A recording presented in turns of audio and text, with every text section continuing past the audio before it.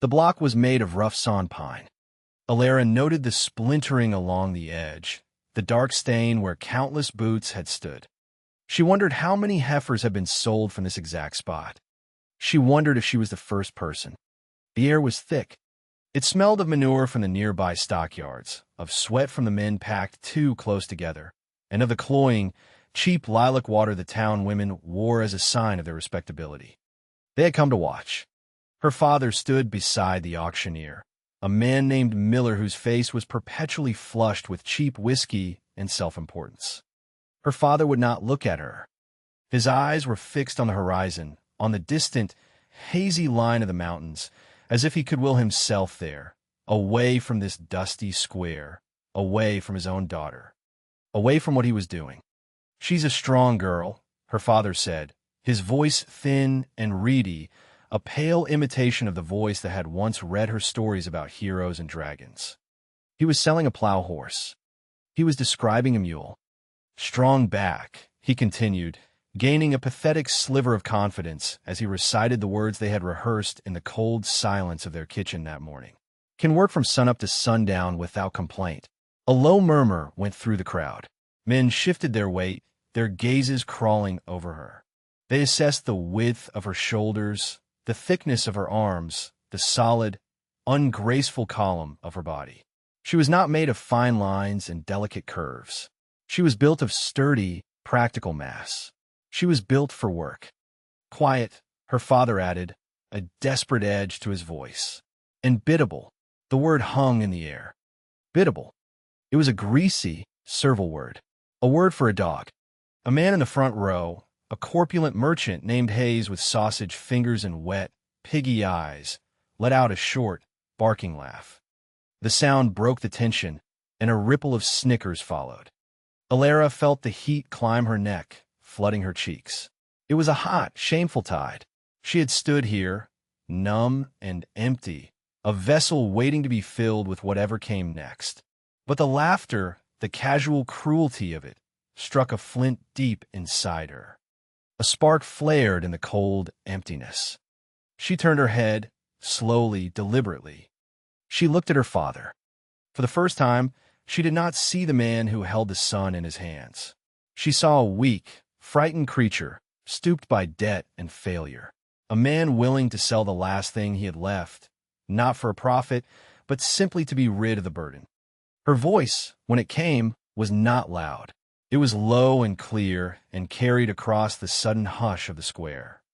"You are a small man, father." It was not an accusation. It was a statement of fact. He flinched as if she had struck him. The color drained from his face, leaving it a pasty gray.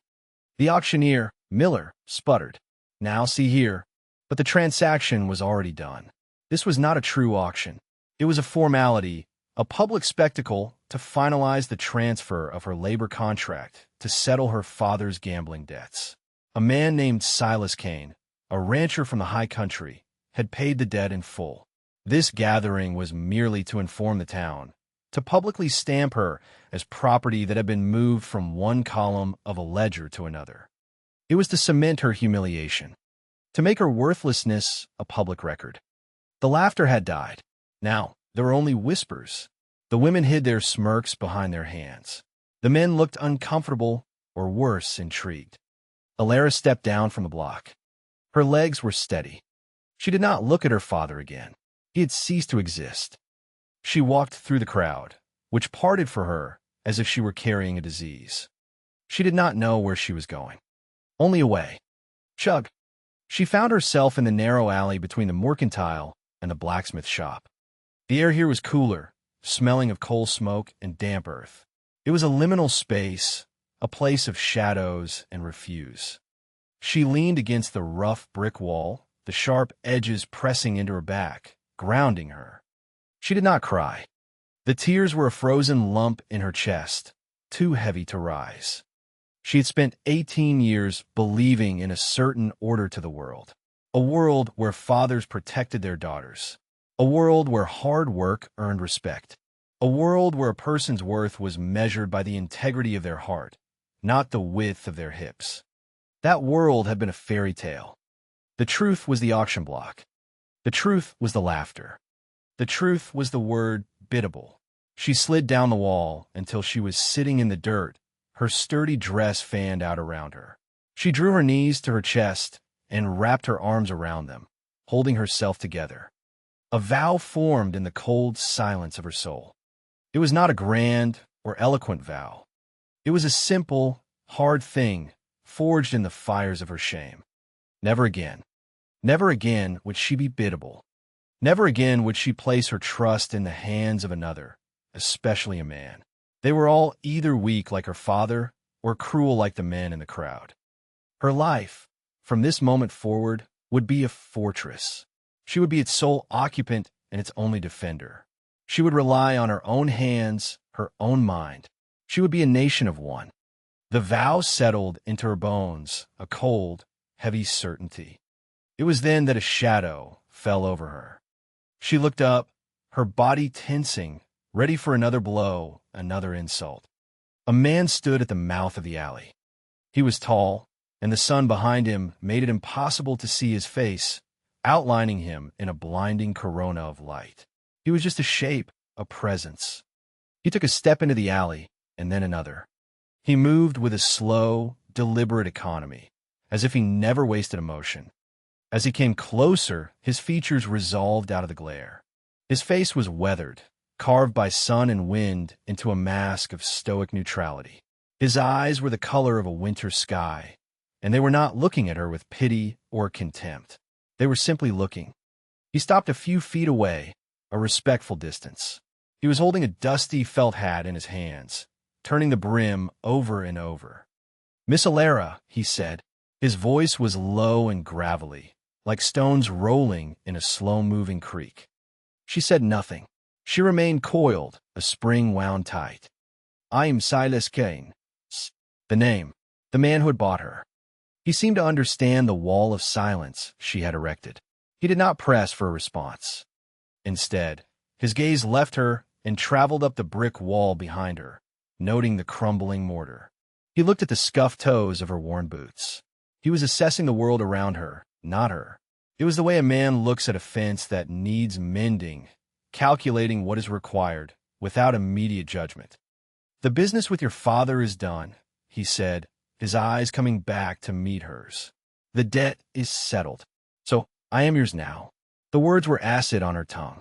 A flicker of something, surprise perhaps, crossed his face. It was there and gone in an instant. "No," he said simply. "I paid a debt. You owe me nothing. I run a ranch, the Rocking S. It's in the high country. I need help. In the house with the books. I'll pay a wage. $30 a month, plus room and board." Alara stared at him, suspicion warring with disbelief. This was not what she had expected. She had expected a master, a man who would exercise the rights he had so publicly purchased. "Why?" she asked, her voice sharp. "Why not just take what you paid for?" "Because I don't hold with buying people," he said, his tone even. "I saw what your father was arranging. The man he owed the money to, he's not a good man. This was the only way to intervene that wouldn't cause more trouble than it solved." He was offering a reason, an explanation, but she had just built a fortress, and she would not let the first visitor knock down the gate. "I don't trust you," she said, the words of her vow made real. "I don't trust any man." Silas Kane nodded slowly, as if this were the most reasonable statement in the world. "I expect you don't," he said. "I'm not asking for your trust. I'm offering a job." He extended a hand, not to help her up, but just as an open gesture. "The house is mine, but your room will be your own. It has a lock on the door. The key will be yours. You are free to leave at any time. My word on it." She looked at his hand. It was large and calloused, the knuckles scarred. It was a hand that knew work. It was not the hand of her father, soft and useless. It was not the hand of the merchant, fleshy and grasping. Still, she did not take it. He let it drop to his side without any sign of offense. He stood there for a long moment, the silence stretching between them. She thought he would grow impatient, that the kindness was a thin veneer that would crack under her resistance. But he just waited. Then he asked a question that shattered her defenses more completely than any demand could have. "Are you hungry?" The simple query landed in her chest like a stone. Hungry. She was starving, not just for food, though she hadn't eaten since the grim breakfast that morning. She was starved for a single, solitary act of non-transactional kindness. For a moment of being seen as a person with basic needs, not an object to be appraised. The frozen lump of tears in her chest began to melt. A single, hot tear traced a path through the dust on her cheek. She did not wipe it away. She simply gave a small, jerky nod. "All right then," Silas said, his voice gentle. "The wagon's this way. There's an eatery on the edge of town. We'll get some food before we head up." He turned and began to walk away, not looking back to see if she was following. He was giving her the choice. After a moment, Alara pushed herself to her feet. She brushed the dirt from her dress, and she followed. Vugie.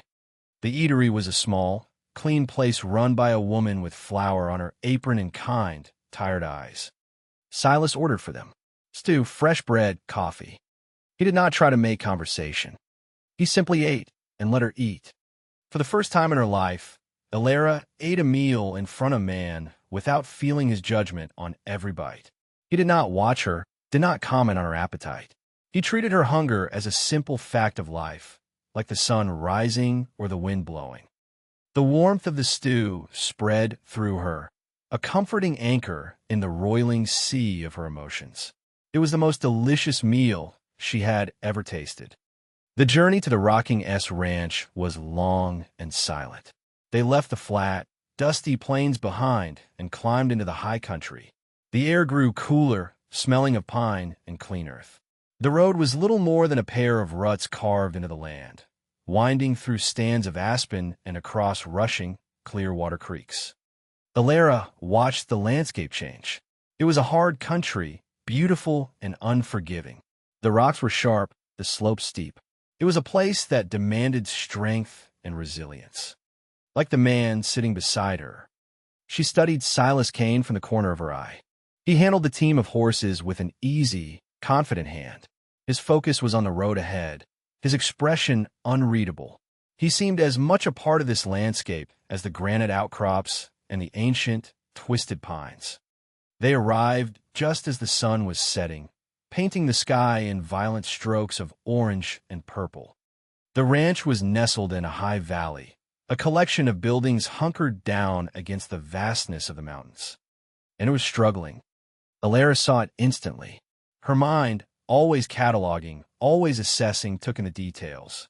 A section of corral fence was sagging, held up with baling wire. The roof of the main barn had a patch of newer shingles that didn't quite match the old, weathered ones. The paint on the house was peeling, bleached by the sun and scoured by the wind. This was a place holding on by a thread. This was a man holding on by a thread. An old man came out onto the porch of the house as they pulled up. He was whipped thin and moved with the stiff-legged gait of a man who had spent a lifetime on horseback. His face was a roadmap of wrinkles, his eyes a pale, piercing blue. "Jed," Silas said, by way of introduction. "This is Miss Alara. She'll be helping out." Jed's gaze swept over Alara, taking in her plain dress, her sturdy frame. There was no welcome in his eyes, only a deep, abiding skepticism. He gave a curt, non-committal grunt and disappeared back into the house. The welcome was as cold as the mountain air. "Jed's been with my family for 50 years, Silas said, as if that explained everything. He doesn't take to new things quickly. He let her inside. The house was much like the outside. It was clean, but worn. The furniture was solid and well-made, but the upholstery was frayed. The floors were scrubbed bare, the walls empty of pictures. It was a place of function, not comfort, a place where men lived alone. The kitchen was another story. It was a disaster. Dishes were piled in a dry sink. A film of grease covered the stove. The table was littered with empty cans and old newspapers. It was the heart of the house, and it was failing. Silas had the grace to look embarrassed. "We're not much for housekeeping." He showed her to her room. It was small and sparse, containing only a narrow bed, a small wardrobe, and a washstand. But the window looked out over the valley, and the last of the evening light was pouring in. And on the inside of the door, as promised, was a simple brass lock. Silas laid a key on the washstand. "This is yours," he said. "Jed and I will be in the bunkhouse with the other hands. The house is yours in the evenings." He was giving her space. He was giving her safety. He paused at the door. "Supper was good," he said, his back to her. Then he was gone. The words echoed in the small room. It was the highest form of praise, a profound, emotional declaration from a man like him. Alara walked to the door and turned the key in the lock. The sound of the bolt sliding home was a deep, satisfying thud. For the first night in a long time, she believed she might be safe. The next morning, she rose before the sun. She did not wait to be told what to do. She went to the kitchen. Order was her native language. It was the only thing she had ever been able to control. She heated water on the stove. She attacked the mountain of dishes, scrubbing away weeks of neglect. She scoured the grease from the stove until the black iron gleamed. She wiped down the table, the counters, the shelves. She swept the floor and took out the trash. She found a larder stocked with the basics: flour, sugar, beans, coffee, salted pork. She built a fire in the wood stove and began to cook. When the men came in from their morning chores, the smell of coffee, bacon, and fresh biscuits filled the house. The kitchen was transformed.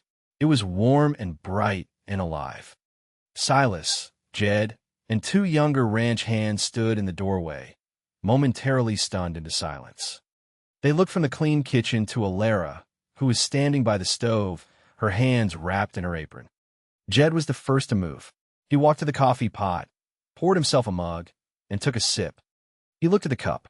He looked at Alara. He gave another one of his non-committal grunts. But this one sounded different. It sounded like approval. They ate in silence, but it was a different kind of silence than the day before. It was the silence of men focused on the simple, profound pleasure of a good meal. Alara did not eat with them. She poured herself a cup of coffee and stood by the window, looking out at the valley. She was not a part of them yet, but she had established her territory. She had begun to impose her order on the chaos. And it felt like the first breath of fresh air after a long, long time in a suffocating room. Ja! The days settled into a rhythm. Alara ran the house. She cooked, she cleaned, she mended. She brought a quiet, steady order to the center of the ranch. The men, accustomed to a life of functional squalor, began to change. They started wiping their boots before coming inside. They spoke more quietly in the house. The two young hands, barely out of their teens, started calling her ma'am. Jed remained a bastion of gruff silence, but he never missed a meal, and his plate was always clean. Silas said little. He would come in from the range, tired and covered in dust, and sit at the clean kitchen table. He would eat the food she had prepared, drink the coffee she had made, and the tight lines of worry around his eyes would soften, just a little. He paid her at the end of the first week, placing $4 silver on the table. A wage, earned. It felt heavier than gold. Alara began to explore. In the afternoons, when her work in the house was done, she would walk. She stayed within sight of the ranch house at first, her distrust a palpable leash. But the vast, quiet beauty of the place began to work on her. She had a mind that saw systems.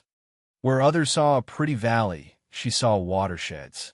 She saw the way the trees grew thicker on the north-facing slopes, holding moisture. She saw the game trails that indicated the easiest paths of travel. She saw the land not as a picture, but as a complex living machine. She was an observer, and she observed that the rocking S was dying. It wasn't just the sagging fences. It was the cattle, too thin for this time of year. It was the hay meadows, which were sparse and weedy. The ranch was suffering from a deep, systemic neglect, like a body slowly starving. The breaking point came on a hot afternoon in her third week. A shout went up from the direction of the north pasture. Alara came out onto the porch. Silas and Jed were running towards a small pump house that drew water from a deep well to fill the stock tanks in that section of the ranch. The rhythmic chug of the gasoline engine was silent. Silence in that part of the valley meant thirst. It meant cattle would wander, breaking fences, seeking water elsewhere. It meant trouble. Alara watched from a distance as Silas and the two young hands tinkered with the engine. They were good men, strong, and capable with horses and cattle. But machinery was a foreign language to them. They checked the fuel. They cleaned the spark plug. They cranked the flywheel until sweat poured down their faces. The engine would only sputter and die. Jed stood to one side, watching, his face a mask of frustration. Alara hesitated. Her vow of non-interference, of self-preservation, was strong. This was their problem. But she had been reading. In the evenings, in the solitude of the main house, she had discovered Silas's father's library. It was not large, but it was eclectic. Among the volumes of poetry and history were practical manuals, a book on animal husbandry, a guide to veterinary medicine, and a detailed, illustrated manual for the exact model of engine that now sat silent in the pump house. She had read it cover to cover, her mind absorbing the diagrams, the troubleshooting charts, the intricate mechanics of the machine. She knew what was wrong. She walked toward them, her steps hesitant. "The governor," she said, her voice quiet. The four men stopped and looked at her. It was as if a fence post had suddenly spoken. "What?" Silas asked, wiping his greasy hands on a rag. "The governor flyweight," she said a little louder now, pointing at the engine. "There's a small shear pin that connects it to the linkage. If it breaks, the engine will start, but it can't regulate its speed, so the carburetor floods and it dies." The two young hands exchanged a look of complete incomprehension. Silas frowned, trying to follow. Jed just stared at her, his expression unreadable. "It's a design flaw," she continued, gaining confidence as she spoke the language of the book. "The pin is too soft. It's meant to fail to protect the rest of the governor assembly, but it fails too often. You have to replace it." One of the young hands snorted. "Lady, we checked everything." Alara's flash of confidence died. The old shame, the feeling of being dismissed, washed over her. She turned and walked away without another word. She had tried. They had not listened. It was not her problem. She went back to the house and began preparing for supper, her movements sharp and angry.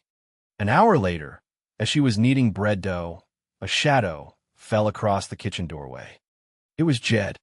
He stood there for a long moment, holding a small, broken piece of metal in his palm. It was no bigger than her littlest fingernail. "Show me," he said. Alara wiped the flour from her hands. She took a stick of charcoal from the kindling box, and, on the smooth surface of a discarded piece of shingle, she drew the diagram from a book. She pointed to the spot where the shear pin went. Jed grunted. "Where'd you learn that?" "I read," she said simply. He looked at the drawing. He looked at the broken pin in his hand. He looked at her. For the first time, his pale blue eyes held something other than skepticism. It was a grudging, profound respect. "Oh," he said. It was the highest compliment he could give. He left. A few minutes later, she heard the sound of a hammer tapping on metal from the blacksmith shop. Then, after another half hour, the steady, rhythmic chug of the water pump engine echoed across the valley. It was the sound of life. That evening, after the others had retired to the bunkhouse, Silas found her on the front porch. The sky was a riot of stars, more than she had ever seen in the hazy skies above the town. They sat in silence for a while, the only sounds the chirping of crickets and the distant call of a coyote. "Jed told me what you did," Silas said finally. Alara said nothing, her gaze fixed on the star-dusted peaks. "He said you drew him a picture." "From a book," she said, her voice barely a whisper. "My father's book." "Yes." Another long silence. Silas shifted in his chair. She could feel his gaze on her, but it was not the assessing gaze of before. It was different. It was curious. It was impressed. He was seeing her. Not her wide hips or her plain face. Not the girl from the auction block. He was seeing her mind. The realization was a quiet explosion in her chest. "What else can you do?" he asked, his voice full of genuine wonder. Alara turned to look at him. In the faint starlight, his weathered face was earnest and open. It was a simple question, but it was the key to a door she thought was locked forever. It was an invitation. "I can read," she said, "and I can count. D1. The next day, He brought her the ledgers. There were 3 of them, bound in cracked leather, their pages filled with the spidery, uncertain script of a man who was more comfortable with a rope than a pen. "I'm losing money," Silas said, his voice stripped of all pride. It was a raw admission of failure. "I sell cattle, I work hard. My father left this ranch in the black.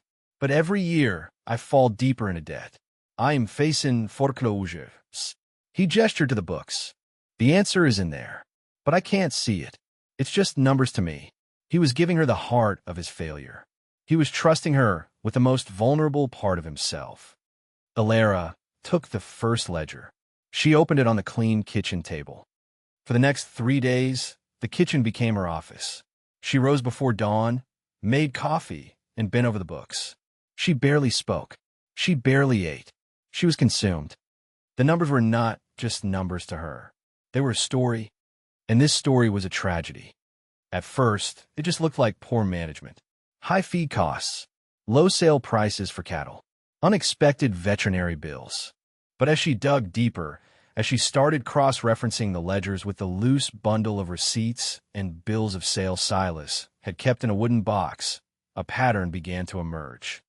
It was a faint, insidious thread, woven so cleverly into the fabric of the ranch's finances that a casual observer would miss it.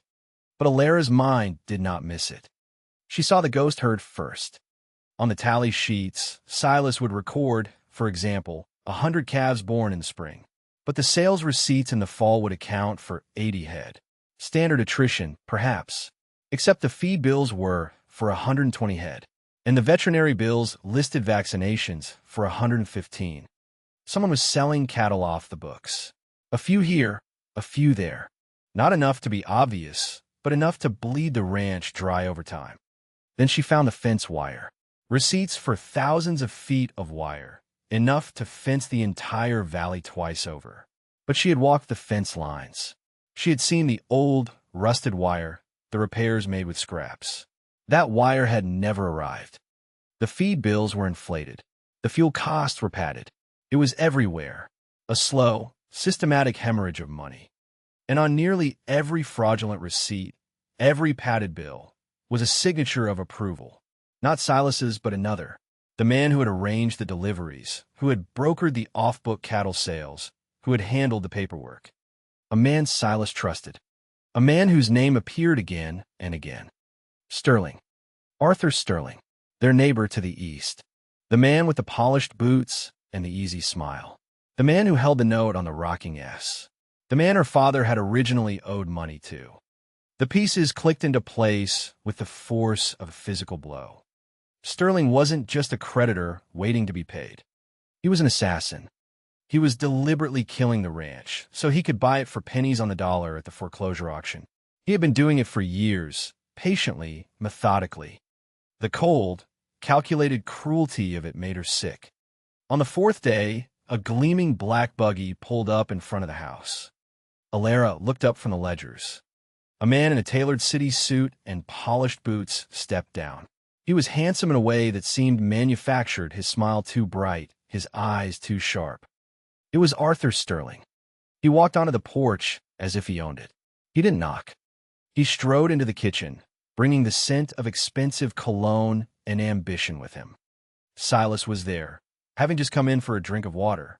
He stiffened at the sight of Sterling. "Sterling," Silas said, his voice flat. "Kane," Sterling replied, his smile unwavering. "Just came by to see how you were faring. Heard you had some trouble with your north pasture pump." His gaze swept the kitchen, taking in the clean, orderly space. Then his eyes landed on Alara. They narrowed for a fraction of a second. He had expected to find Silas in his usual state of disarray. He had not expected this. He had not expected her. She was a new variable in his careful equation. He let his eyes travel over her, a slow, insolent appraisal that was nothing like Silas's respectful gaze. It was the look of a man pricing livestock. Well, Sterling said, his voice dripping with condescension. "I heard you'd acquired some new assets." The word hung in the air, a deliberate, poisoned dart aimed directly at her. He was referencing the auction. He was reminding her, and Silas, of her place. He was establishing his dominance. Alara met his gaze. She did not flinch. She did not look away. Inside her, the cold spark of anger from the auction block flared into a hot, steady flame. This man was not just an enemy of Silas. He was her enemy, and he had just made the fatal mistake of underestimating her. He won. When Sterling left, after a few more minutes of veiled threats disguised as neighborly concern, Silas was a thundercloud. His hands were clenched into fists. A muscle jumped in his jaw. "I'm going to kill him," he said, his voice a low growl. He started for the door. "No." Alara's voice was quiet but firm. It stopped him in his tracks. He turned to face her, his eyes blazing. "Did you hear him? Assets. He's been robbing me for years, Alara. That man is the reason this ranch is dying." "I know," she said. She tapped the open ledger on the table. "It's all here. The ghost herd, the fraudulent invoices, the deliberate, systematic bleeding of your resources. I know. Then you know why I have to face him." "He wants you to do that," she said, her voice intense. "He's goading you. He wants a physical confrontation, a fight he can win. He's a wealthy man, Silas. He has connections. He'll claim you attacked him. He'll have the sheriff on his side. You'll end up in jail, and he'll get exactly what he wants." She stood up and walked around the table to face him. "You can't fight him with your fists. You have to fight him with this." She tapped the ledger again. "This is a fight we can win. We." The word settled in the space between them. It was the first time she had used it. It was a declaration. Her fortress had a gate, and she had just opened it, not for him to enter, but for her to step out. She was no longer a guest. She was a defender. Silas stared at her, the anger in his eyes slowly being replaced by something else. Awe, realization.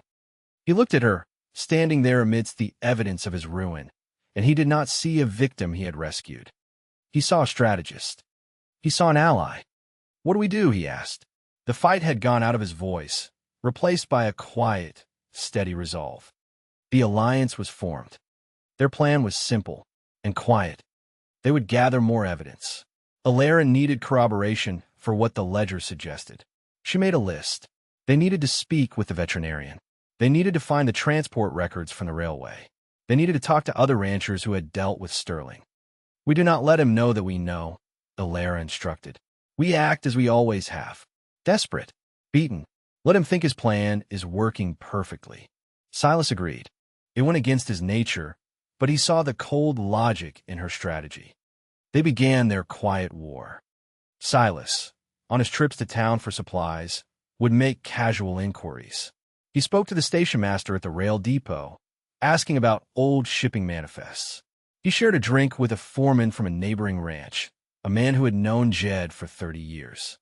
The information trickled in, confirming Alara's findings. The station master found records of cattle cars, chartered by Sterling, that corresponded with the dates of the off-book sales. Jed's friend, the foreman, mentioned that Sterling was spreading rumors. He was telling people that Silas had lost his nerve, that he was being manipulated by the fat girl he'd bought in a charity case. He was painting a picture of Silas as weak and incompetent, and of Alara as a conniving whore. The poison was not just in the finances. It was in the air. Sterling, sensing a change he couldn't quite identify, escalated his attacks. A small, remote hayrick holding a dozen tons of winter feed burned to the ground one night. The sheriff ruled it an accident, probably a lightning strike, though the sky had been clear. Then, a dozen of their best heifer calves fell sick. They were weak, listless, refusing to eat. Silas called the veterinarian, an old, honest man named Doc Evans. The vet examined the calves and took water samples from the trough they had been using. He came to the house that evening, his face grim. "It's poison, Silas," he said, his voice low. "Some kind of commercial alkaloid. Not enough to kill them outright, but enough to stunt their growth, make them worthless at market. Someone did this deliberately." He wouldn't say who he suspected, but his eyes were hard. He promised a signed affidavit. The pressure was immense. Every new incident, every rumor, was another stone on Silas's back. But with Alara at his side, he bore the weight. They were in it together. But the psychological war was taking its toll on Alara. One afternoon, she rode into the small settlement at the base of the mountain to pick up mail. As she was tying her horse, she overheard two women talking outside the mercantile. They were the same women who had been at the auction, their faces pinched with self-righteous piety. "It's a shame what's happening to Silas Kane," one said. "He was always a good man, if a bit proud." "It's that woman he is up there," the other replied, her voice a conspiratorial whisper. "The one his father bought. They say she's got him wrapped around her finger. A curse on that ranch is what she is, bringing nothing but trouble." The words were like a physical blow. They confirmed her deepest, most ingrained fear. She was worthless. She was a burden, a curse. All the progress she had made, all the fragile confidence she had built, crumbled into dust. She was the cause of all this. Sterling's attacks, the rumors, the fire, the poison, it was all because of her. If she had never come to the Rocking S, Silas might have failed, but he would have failed with dignity. She had brought this new, vicious level of conflict upon him. She was destroying the only man who had ever shown her true kindness. The realization was a cold, sharp blade in her gut. She fled. She rode back to the ranch with the women's voices echoing in her head. There was only one thing to do. She had to leave. She had to save him from herself. That night, she waited until the house was dark and silent. She packed her few belongings into the same small cloth bag she had arrived with. She wrote a short, simple note and left it on the kitchen table, next to the silver dollars Silas had paid her. She was returning his wages. She would take nothing from this place but the memory of a kindness she did not deserve. Her heart was a cold, heavy stone in her chest. This was harder than leaving her father's house. This was an amputation. She slipped out the back door, a ghost in the moonlight. She was halfway to the corral, her mind set on taking one of the older, gentler horses, when a strange orange glow appeared on the horizon, behind the ridge where the main barn stood. It flickered, then grew, painting the underside of the clouds a sickening, pulsing red. A shout erupted from the bunkhouse. Then another. The main barn was on fire. Alara froze, her plan to flee forgotten. The barn held everything. The winter feed, the equipment, the tools. It was the heart of the ranch's operation. Men were running, shouting. She saw Silas, shirtless, sprinting towards the inferno. Then she heard a scream, thin and terrified, from the direction of the fire. Jed's in there." He went back for the horses. The old foreman was trapped inside the burning barn. Alara's bag fell from her hand. Her choice was gone. The world had narrowed to the fire and the man running into it. Silas didn't hesitate. He plunged into the roaring maw of the flames. Alara ran toward the barn, her heart pounding in her throat. She was no longer thinking of leaving. She was no longer thinking of herself at all. She was thinking only of the two men inside the fire. A moment later, which felt like an eternity, Silas emerged from the smoke, half carrying, half dragging the coughing, soot-blackened form of Jed. A burning beam crashed down behind them, sealing the entrance. Silas got Jed clear and collapsed to his knees, gasping for air. His arm was raw and red, his hair singed. He had chosen a life over his livelihood. He had saved the old man, but the ranch was gone. As the roof of the barn caved in, sending a shower of sparks into the night sky, Silas looked up and saw her. He saw the bag lying in the dirt. He saw the truth in her eyes. He got to his feet and strode towards her, his face a mask of soot and fury and a pain that had nothing to do with his burns. "You are leaving?" he said. It was not a question. She could not speak. She could only nod, tears finally streaming down her face, washing clean paths through the grime that had settled there. "Because of them?" he demanded, his voice raw with disbelief. "Because of what they say in town? Because you think you're a curse?" He grabbed her arms, his grip firm but not harsh. He made her look at him. "Do you have any idea what you are?" he asked, his voice shaking with emotion. "You are the only reason this ranch has had a heartbeat for the last month. You are the reason I've had the strength to fight. You saw what I couldn't see. You are the smartest, strongest person I have ever known. You're not a curse. You're the only blessing this place has ever had."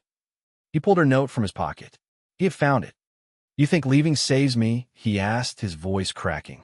"Leaving is the only thing that could possibly destroy me." He let go of her arms and stood there, vulnerable and exposed in the firelight, his life's work a smoking ruin behind him. "Don't go," he said, his voice dropping to a whisper. "Please, stay. Fight with me." Alara looked at his burned arm. She looked at the smoldering wreckage of the barn. She looked into his eyes, which were pleading with her, seeing her, valuing her. Her vow of solitude, of self-reliance, had been a shield. But a shield can also be a prison. She had a choice: flee into the lonely safety of her fortress, or stay and fight for this man, for this place that was starting to feel like home. "Okay," she whispered. The fire had taken almost everything, but it had forged something new and unbreakable in its heat. Effet, the fire broke him. The bank, which was run by a cousin of Sterling's, wasted no time. With the loss of the barn, the winter feed, and most of his equipment, Silas was declared to be in default on his loan. A notice of foreclosure was posted on the town hall bulletin board. The Rocking S Ranch would be sold at public auction in 2 weeks. It was Sterling's checkmate. The news settled over the ranch like a shroud. The two young hands, their wages long overdue, quietly packed their things and drifted away. Only Jed remained, his loyalty as solid and unmovable as the mountains themselves. Silas moved through the days like a ghost. He worked, repairing what little he could, his movements mechanical, his eyes empty. The fight had gone out of him. He was a good man, a strong man, but he was beaten. Alara watched him, her heart aching. The strategist in her was working, turning over the pieces of their broken puzzle. But the woman in her was grieving for the light that had gone out of his eyes. One evening, a week before the auction, he found her in the kitchen. She was staring into the cold, dark maw of the wood stove. "It's no use, Alara," he said, his voice flat and dead. "He's won." "No," she said, turning to face him. "He's won only if we let him. What's left to fight with? I have nothing." "We have the truth," she said, "and we have a plan." He looked at her, a flicker of the old Silas returning. "What plan?" "An auction is a public gathering," she said, her mind beginning to race. "It's a stage. The whole town will be there. All the ranchers from the valley. They'll come to see a man fall. We're going to give them a different show." She needed to ensure the right people were there. Not just the ghouls and gossips, but the serious ranchers, the men who understood land and water and the precarious balance of their lives in this valley. An idea began to form, born from the domesticity she had cultivated. "We should show hospitality," she said, the idea taking shape as she spoke. "Even at our own funeral. It's a matter of dignity." Silas looked at her, confused. "Hospitality? People come to an auction. They get hungry. They get thirsty," she said. "We'll serve coffee. And pie." He stared at her as if she had lost her mind. "Pie? Alara, I'm losing my home." "I know," she said, her voice gentle but firm. "I need you to trust me, Silas. Just one more time. I need you to go into town and invite everyone. Not just to the auction, but for coffee and pie beforehand. Tell them it's the last gathering at the Rocking S, and you want to thank them for being your neighbors." It was a gesture of such profound, heartbreaking dignity that it cut through his despair. It was absurd. It was beautiful. It was something his father would have done. He nodded slowly. "All right, Alara. Bien." Then he asked, with a ghost of a smile, "How many?" 18, she said, the number coming to her out of nowhere. It sounded solid. It sounded like enough. All different kinds. For the next week, the ranch house became a bakery. Alara worked with a furious, focused energy. She used the last of the flour, the sugar, the dwindling supply of canned peaches and dried apples. Jed, catching on to her strange fervor, brought her wild berries he'd found in a high mountain meadow. She baked apple crumb, peach cobbler, blackberry, sour cherry, rhubarb, 18 pies. Each one was a perfect, gold-encrusted act of defiance. The kitchen filled with the smell of cinnamon and melting butter and caramelized sugar. It was the smell of home, the smell of hope. Silas and Jed watched her, bewildered but silent. They were caught in the orbit of her certainty. While the pies cooled, Alara worked on her real preparation. She took out the ledgers. She took out Doc Evans's affidavit about the poison. She took out the shipping manifest from the railway. And she took out the old survey maps she had found in the library. She spent hours with the maps, her finger tracing the faint contour lines, her mind seeing the land in 3 dimensions. She compared the old maps with newer ones. And she found it. A discrepancy, a forgotten detail. A tiny blue-inked circle on a survey from 1880, marked with a spidery script, Perennial Spring. It was located in a rocky and used canyon on the southern edge of the Rocking S property. On later maps, it was gone, likely deemed insignificant and omitted. She showed it to Jed. "Do you know this place?" The old man squinted at the map. He nodded slowly. My father called it the Hidden Spring. Said it never ran dry, not even in the worst drought. We haven't used that canyon in 50 years. Too rough for cattle. Alara's heart began to beat faster. The final piece of the puzzle had just snapped into place. The day of the auction dawned clear and cold. By mid-morning, the valley in front of the ranch house was filled with wagons and horses. The whole county had turned out. Sterling was there, of course, looking smug and victorious. He stood with the banker and the auctioneer, a conquering king surveying his new domain.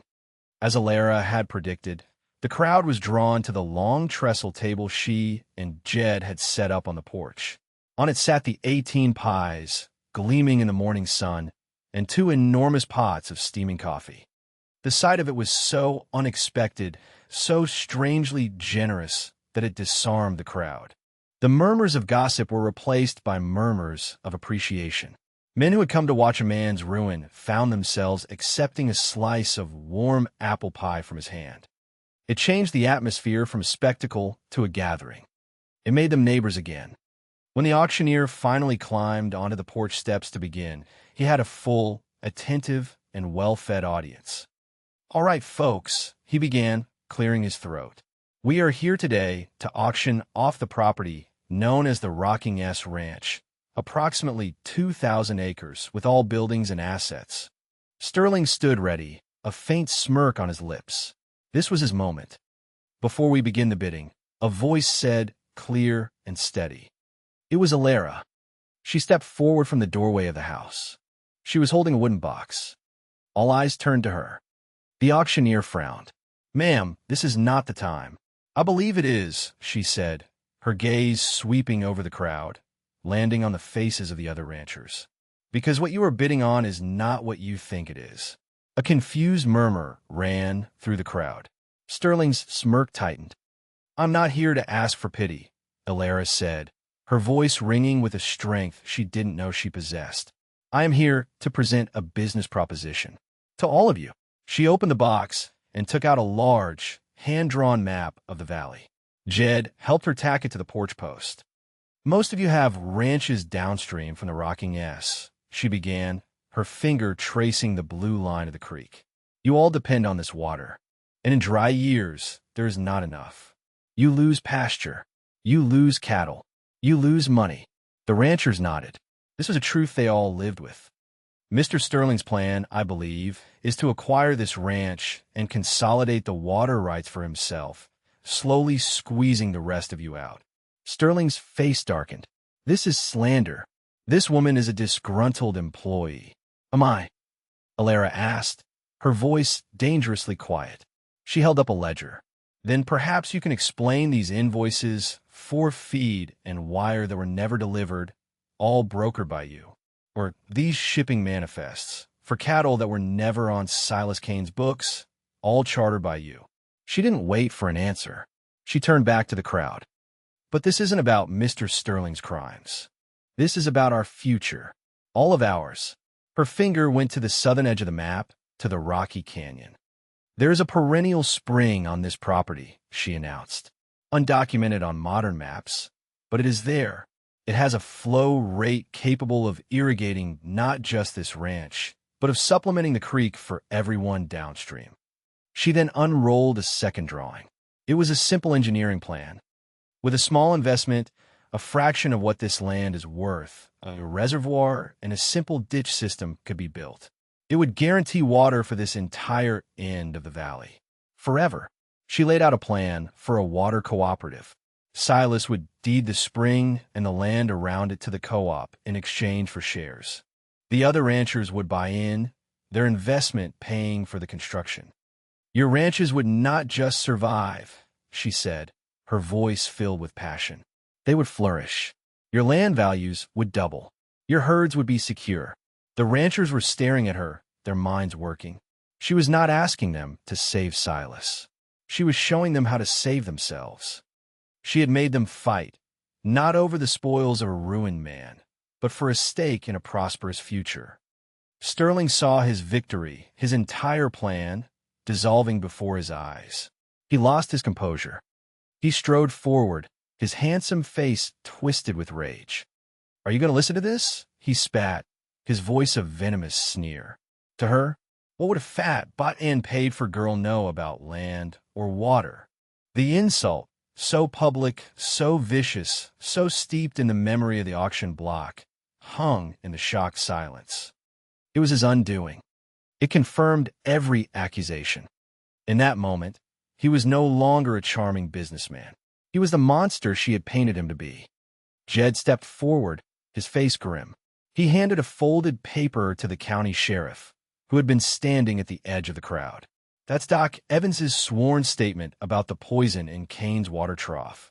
Another rancher, a man whose land bordered Sterling's, spoke up. "He tried to buy my water rights last year. Said I'd be begging him for a cup of water in 5 years' time." The dam of silence and fear broke. The truth came flooding out. The buyers were not fighting to save Silas. They were fighting to destroy Sterling. The sheriff unfolded the affidavit, read it, and looked at Sterling, his eyes cold. "Arthur Sterling," he said, his voice carrying across the silent yard. "I think you'd better come with me." G1. The reversal was absolute. As the sheriff led a sputtering, defeated Sterling away, the crowd seemed to exhale as one. The auctioneer, looking pale and shaken, quietly packed his papers and slipped away. The banker followed close behind, avoiding everyone's eyes. The townspeople, the same ones who had whispered and judged, now looked at Alara with a new expression. It was awe. Then, one of the ranchers, an old, respected man named Peterson, began to clap. It was a slow, deliberate sound. He was applauding her. Another joined in, then another, until the entire valley was filled with the sound of applause. It was not the sound of laughter. It was the sound of vindication. Alara stood on the porch, the map still tacked to the post beside her, and felt the sound wash over her. It was overwhelming, a physical force. She felt a hand on the small of her back, steady and warm. It was Silas. He was standing beside her, not in front of her. He was not claiming her victory. He was simply supporting her in it. She looked at him and saw the light was back in his eyes. The crowd surged forward, not with malice, but with a new energy. They surrounded Silas and Alara, clapping them on the back, shaking their hands. They were not talking about the foreclosure anymore. They were talking about the water cooperative. They were talking about the future. Alara had not just saved a ranch. She had saved a community. By evening, the last of the wagons had departed. The quiet returned to the valley, deeper and more peaceful than before. Jed was sitting on the porch steps, cleaning his rifle, a small, satisfied smile on his weathered face. The 18 pies were gone. Only a few crumbs remained. Alara and Silas stood together, watching the last of the sun's rays disappear behind the mountains. The air was cold, but she did not feel it. She felt warm from the inside out. "You did it," Silas said, his voice soft. "We did it," she corrected him. He turned to face her. In his hand, he held a piece of paper. It was not the foreclosure notice. It was a fresh document, drawn up that afternoon by the town's lawyer and signed by Silas. "I went to see the lawyer while you were holding court," he said, a hint of humor in his tone. "It was a deed. He was deeding her the entire southern quarter of the ranch. The 500 acres that held the rocky canyon, the pasture land below it, and the hidden spring. She stared at it, speechless. "This isn't a gift," he said, his voice suddenly serious, his words careful and deliberate. "You earned this. It's yours. What you did today, it made this land worth 10 times what it was. This is your share." He held out to her. "I want to be clear, Elara," he continued, his gaze unwavering. "I'm not trying to buy you. I'm not asking you to marry me. I'm not trying to trap you here." He took a breath. "I'm asking you to choose to stay." The words were everything. He was not offering her a place out of gratitude or obligation. He was not offering her the protection of his name. He was offering her a partnership. He was offering her a home with no strings attached. He was giving her the one thing she had never had, a choice. She looked from a deed in his hand to the vast, beautiful expanse of the valley, now bathed in the soft light of dusk. Her land. She thought of the cold alley, of the vow she had made to be a fortress of one. She had been so sure that self-reliance was the only path to safety. She had been wrong. Safety was not a fortress. It was standing on a porch next to a man who saw you, who valued you, who fought beside you. She took the deed from his hand. The paper was crisp and real. "I'm not staying because of this," she said, her voice clear and strong. She folded the paper and held it in her hand. "I'm not staying because I owe you anything." She looked up at him, at his honest, weathered face, at the quiet strength in his eyes. "I'm staying because I want to." A slow smile spread across his face. It was like the sun rising over the mountains. She had made her choice. Not out of necessity, not out of fear, but out of desire. They stood there for a long time as the stars began to appear, one by one, in the darkening sky. A comfortable, profound silence settled between them. Elara leaned against the porch rail, her gaze on the future. His hand came to rest on the rail beside hers. It did not touch her, but it was close enough to feel the warmth. It was a promise. It was a beginning.